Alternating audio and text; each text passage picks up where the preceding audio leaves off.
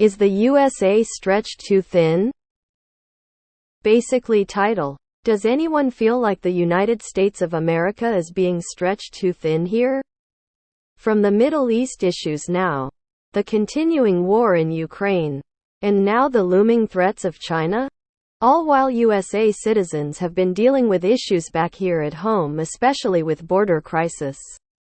I'm afraid that USA and its citizens are gonna reach a breaking point. Can anyone help to elaborate, please? Thank you, longtime lurker and a huge fan of geopolitics. The US doesn't have boots on the ground in any of these conflicts at this point. It's mostly a financial thing. It's possible there might be some military involvement if the Hezbollah opens up a new front in Israel, for example, but it would probably be limited to airstrikes. As for Ukraine, the US will keep sending Ukraine weapons and financial aid, as well as supplying intelligence, but won't get involved any more than that. When it comes to China, it's all hypothetical at this point. America fought 2 wars in the last couple of decades and was still actively policing other parts of the world. Stretched? It's not even the most stretched it's been in the last 10 years. Yes, if you're terminally online. There's 2 big regional conflicts. So what? The US is not directly involved in either of them. China is doing the thing it usually does, economic saber rattling at the West. You can say we're stretched too thin when we're on food and energy rations and there's a total war effort. For now, the biggest concern for the average American is inflation and cost of living domestic concerns. US has a lot more capacity than most people think. The only thing we need to be careful about is that the status of dollar shouldn't go down in next 2 or 3 decades. As long as we can print more dollars and world is eager to keep buy trade dollars, we are good. The day that stops happening, that would be a concern for US and for the world. We regularly leave billions of dollars of equipment behind in foreign countries. Weapons aside, we left something like 25,000 trucks behind in Afghanistan cause it was cheaper than bringing them home. This is easy mode for the US compared to the Bush era.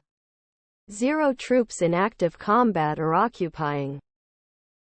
Not even slightly. The Ukraine aid is less than 4 of our military budget. We have 4 deployed from a pool of 11 available carrier strike groups. We are just fine.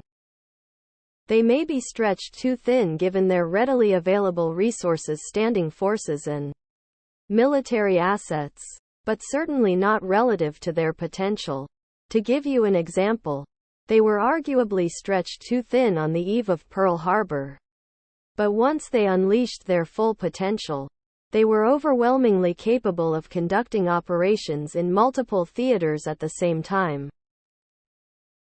Absolutely not. America is held back by the will of its people, typically not by any financial constraints.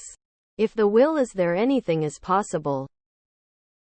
What specifically is stretched too thin and why is this a bad thing? This post is vague and meaningless. I'm asking for more detail.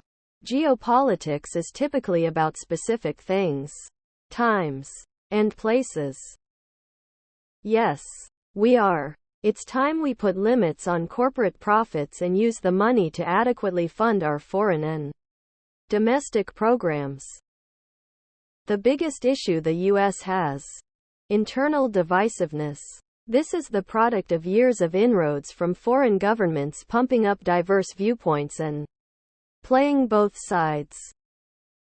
It's stretched widely, but in terms of security, I do sometimes feel many people underestimate how many fronts the US can operate from, maintain a presence in simultaneously, e.g. the Middle East, Europe, South China Sea and more all at once. Imagine if we had the internet during the 1930s, 1940s. America rolled itself out of the Great Depression and fought 2 wars with fronts 10,000 miles apart. We can walk and chew gum at the same time. We aren't deploying regular troops anywhere. So no. The only thing holding the US back ATM is development and production of hardware. This ties into our political scene, which will be the main bottleneck. US used to have a lot more military existence in a lot of smaller places. Right now I'd say it's more about internal systemic issues than being stretched too thin issue. But yeah, it should but could not shrink back a bit and deal with internal issues first. We have centralized commands geographically spaced around the world where troops are always stationed and deployed. We are not at a point right now where many additional troops are required to be surged forward for anything going on. Rather, we are using troops already committed to these assigned areas. So we are nowhere close to being stretched thin. We wouldn't be if we'd stop spending trillions of dollars in military spending only to find out later they can lose billions and not be held accountable for it, then be granted a bigger budget the following year. Aren't our representatives supposed to be representing citizens, not corporate interests? I do support a strong military, but come on now. Really? Even the small towns in America, 1,200 people or less, are starting to have issues with homelessness and food insecurities. We're energy self-sufficient. We have a manufacturing base second to none. We have a well-educated, hard-working population. We have no equal militarily. We're rebuilding our infrastructure. Industrial construction has tripled this year, and there are no serious domestic issues that couldn't be solved by reining in corporate greed and clawing back some of the tax giveaways of the last 20 years. The most serious issue we face is climate change, which, if the scientists are to be believed, may end civilization in the next couple of decades, but nobody believes that, so we good. What we are doing in Israel is a deterrent. At least at this point. It's only to let Israeli opposition know that Israel does have support. If at any point Israel is not in total control of this conflict because of outside influences beyond Gaza and Hamas. No, not even close. American doctrine since WW2 is to always be able to fight two large-scale conflicts at the same time. One on each sides of the mainland. We are very far from that situation. This comment section is proof you can't understand geopolitics without understanding finance and economics. I tend to feel that what is stretching many countries in the world too thin is the adoption of far-right policies and frankly hypocrisies. In many cases, the far right come with a strong tendency to eliminate taxes and a fair share of burdens that have made their countries successful. Anne Applebaum wrote a book called The Twilight of Democracy, which is almost prophetic in describing some of what we have now. The far right is in many cases puppets who have fallen to the various promises of authoritarianism.